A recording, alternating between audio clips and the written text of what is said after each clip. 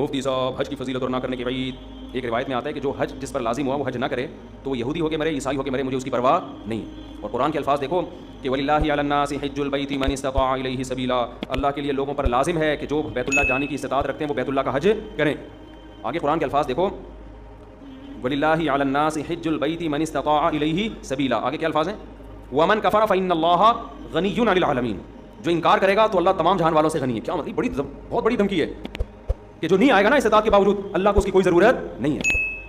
یہ جب دھمکی کے الفاظ واضح نہیں ہوتے نا, مبہم ہوتے ہیں, تو بلاغت کا قاعدہ ہے کہ یہ دھمکی چھوٹی نہیں ہوتی بلکہ بہت بڑی ہوتی ہے.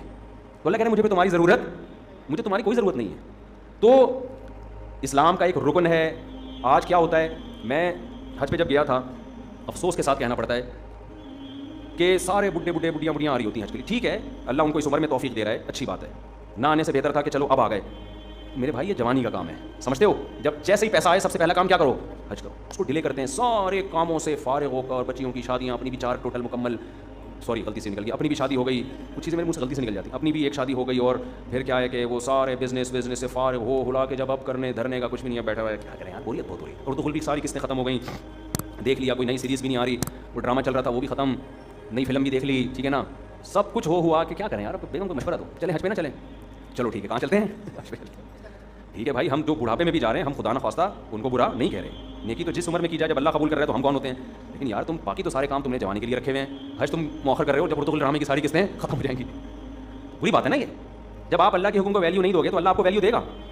دیکھو حج آپ کی زندگی پلٹ دیتا ہے, تو زندگی پلٹنے کی ضرورت جوانی میں ہے. جوانی میں چینج ہو گئے, آگے خیر کا بہت زیادہ موقع ملے گا, بہت موقع ملے گا. در جوانی توبہ کردن شیوائے پیغمبری, جوانی میں توبہ کرنا کس کا کام ہے؟ پیغمبروں کا کام ہے. تو حج میں انسان بعض دفعہ زندگی چینج ہو جاتی ہے اس کی. جب وہ اللہ کے شاعر دیکھتا ہے نا, وہاں پہ کیسا لاکھوں کا مجمع منا سے عرفات سے نکل کے مزدلفہ, چیونٹیوں کی طرح لوگ ہوتے ہیں, کیسی ایک اللہ کی نشانیاں نظر آتی ہیں وہاں پہ, کیسا دیوانوں کی طرح بیت اللہ کا طواف. بقرعید کے 3 دنوں میں جو طواف زیارت ہوتا ہے نا, اتنا رش پوری دنیا میں کہیں نہیں ہوتا. لاکھوں روپے لوگ خرچ کرنے کے گئے ہوئے اور اللہ کے گھر کے گرد گھوم رہے ہوتے ہیں. ذرا کبھی چھت سے کھڑے ہو کر حرم کی چھت سے دیکھا کریں, ایک انسانوں کا سمندر ہے اور وہ سارے بیت اللہ کے گرد دیوانہ وار گھوم رہے ہیں. یہ اسلام کی عظمت دیکھنے کا موقع ملتا ہے, اس سے انسان کے اندر دل تبدیل ہوتا ہے. حج میں بڑی قربانیاں دی جاتی ہیں, اور حج تو ہے ہی ساری دیوانگی. حج کے اکثر احکام ایسے جن کی بظاہر کوئی لاجک نہیں ہے. اللہ نے کہا میرے دیوانے بن کے آؤ, جیسے جیسے کہہ رہا ہوں کرتے چلے جاؤ. کیسے عجیب کام کروائے جاتے ہیں. سب سے پہلے ہم سے ہمارا لباس اتروا دیا, 3 پیس سوٹ اور ٹائی میں جو گھوما کرتے تھے, بالوں کی کٹنگ, اور ان کو 2 چادریں پہنائی جا رہی ہیں. اب انسان کے بچے بن کے آنا ہمارے گھر میں. اگر دیوانے ہو تو دیوانوں والا اسٹائل چاہیے. ابھی وہ جو آفس اس اسٹائل میں جاتے ہو نا, وہ والا اسٹائل بولو نہیں چلے.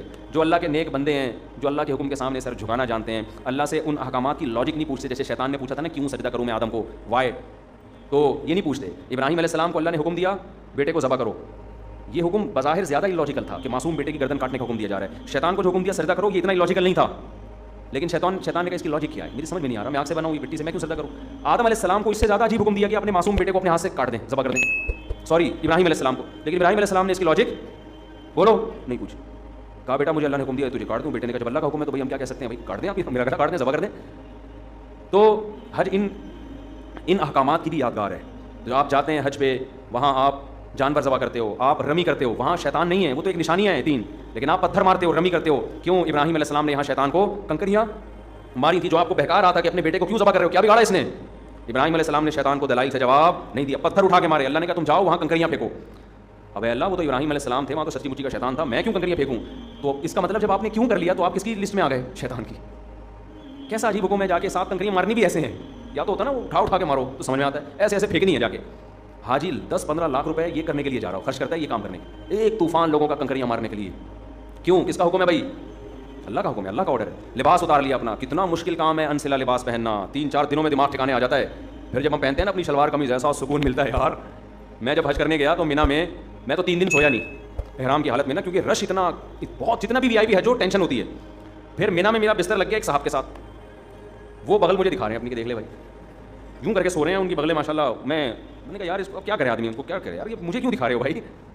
نیند ہی نہیں آ رہی ہمیں اس ٹینشن سے کہ کسی کے پسینے کی اسمیل آ رہی ہے, کسی کی بغلیں کا مطالعہ کرنے کا موقع مل رہا ہے, اس کا کیا ہے. انسان کو گھن آتی ہے نا ان چیزوں سے. لیکن لا رفث ولا فسوق ولا جدال فی الحج, آپ کو چیخنے چلانے کی اجازت نہیں ہے کہ کیا کر رہا ہے, مجھے تمیز نہیں حج کرنے کی. میں یہ بھی کہہ سکتا تھا نا اٹھا یہ کیا مجھے بغل دکھا رہا ہے, بازو نہیں چکر. نہ اللہ کہتے ہیں یہ نہیں چلے گا وہاں پہ. اللہ کیوں نہیں چلے گا؟ اللہ کہیں گے کیوں کیا تو کس کی فہرست میں, شیطان نے کیوں کیا تھا. نہیں جھگڑا وگڑا نہیں ہے, جو جیسا ہے برداشت. ٹریول ایجنسی آپ کے ساتھ ظلم زیادتی کر رہی ہے, چپ آ کے پھر کلاس لو ان کی. یہاں پہ ٹریول ایجنسی بڑی ہوشیار ہوتی ہیں, پتہ ہے آنے کے بعد کون پوچھتا ہے, ٹھیک ہے نا. تو جو ہوگا کیوں کی اجازت نہیں ہے, کیوں والا کام شیطان کا ہے. فلا رفث ولا فسوق ولا جدال فی الحج, کوئی گناہ نہیں کرنا, بد نظری نہیں, موقع بد نظری کے بہت ملیں گے, نہ نہ نہ, یہاں آپ کو نظر اٹھانے کی اجازت نہیں ہے, وہاں بھی نہیں ہے لیکن یہاں زیادہ گناہ ہے.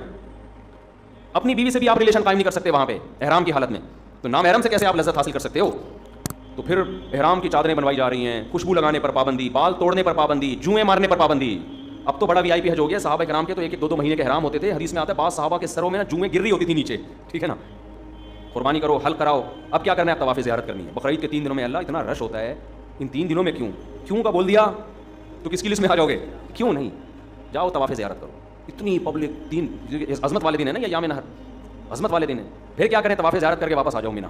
ابھی تو آئے تھے, اللہ نے کہا اب واپس جاؤ, جو میرا بندہ ہوگا وہ یہ کام کرے گا. آخر میں اینڈ کیا نکلتا ہے؟ پروٹوکول کیا ملتا ہے آپ کو؟ جب آپ نے اتنی قربانیاں دیں, عرفات کا وقوف کیا آپ نے, عرفات میں لمبی دعائیں مانگنا سنت ہے, عرفات کا وقوف بھی کر لیا, قربانی بھی ہو گئی, اس کے سلے میں اب ہو سکتا تھا اللہ تعالیٰ حکم دیتا کہ اب میرے بندوں کو مفت کھجوریں بانٹی جائیں, میری طرف سے آرڈر ہے. نہ اللہ کہتے ہیں اب کیا ہوگا تمہارا ٹینٹ. جو تھوڑی بہت پرسنالٹی تھی بالوں کی وجہ سے, وہ بھی بولو, جب وہاں سے آؤ گے سر چمک رہا ہوگا, لوگ کہیں گے یہ کیا ہو گیا, آپ جاتے ہوئے تو آپ ایسے اتنے حسین نہیں تھے. کچھ لوگ یہ شعر ایسے ہی, لیکن یہ بات خوب سمجھ لیں, حج یا عمرے میں حلق کرانا, ٹینٹ کرانا ضروری نہیں ہے.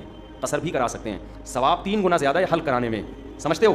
لیکن قصر کرانا بھی کیا ہے, بال ایک پورے کے برابر چھوٹے کرنا بھی کیا ہے, جائز ہے. تو جو کام جائز ہوتا ہے اس پہ کسی کو ملامت نہیں کی جاتی. میں نے جب پہلی بار حج کیا, میرے اتنے بڑے بڑے بال تھے, میں نے ان بالوں کی قربانی دے کے ٹینٹ کرا لی. آپ کو پتہ ہے اتنے بڑے بال ہونے میں بڑا ٹائم لگتا ہے. ہم نے ٹینٹ کرائی, ہم نے کہا یار یہ سنت ایک دفعہ ہم زندہ کریں گے, حلق کی سنت. ٹینٹ کرا لی ہم نے, عمرے میں بھی ٹینٹ کرائی, حج میں بھی ٹینٹ کرائی. دوبارہ میں عمرے پر گیا, میں نے ٹینٹ نہیں کرائی, میں نے قصر کرا لیا. میں نے کہا چلو حلق کی سنت زندہ کر دی ایک دفعہ, اب ہم قصر کرا لیتے ہیں تاکہ گھر میں تھوڑی سی عزت ہو ہماری.